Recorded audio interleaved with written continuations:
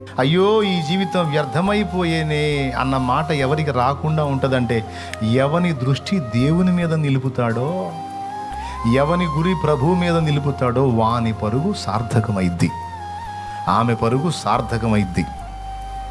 ఎందుకంటే మనం సిరి సంపదలన్నీ తెచ్చి కొప్పేసుకున్నా అవి మనకు దేవుణ్ణి తెచ్చి ఇవ్వలేవు. కానీ ఒక్క దేవుణ్ణి మనం సంపాదించుకోగలిగితే, ఆయనకి ఇష్టమైతే, ఈ లోకంలో జనం వెంపర్లాడే ఆనందం, సంతోషం, సుఖం మొత్తం తెచ్చి నీ కాళ్ళ దగ్గర పెడతాడు ఆయన.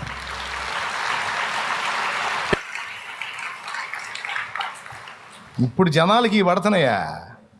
ఓహో, చర్చికి పోతే ఇట్టాంటి మాటలే చెబుతారులే, ఇంకొక సన్నాసుల్లో కలవటం ఒక్కటే తక్కువ. ఇక వాళ్ళ మాటలు ఇంటికి అయిపోయినట్టు అంతా దేవుడే అంటారు. ఇక అంతా దేవుడు అంటే ఇక మరి లోకమో, వాళ్ళు అంతే చెబుతుంటారు, మనం ఇంతే చేయాలని.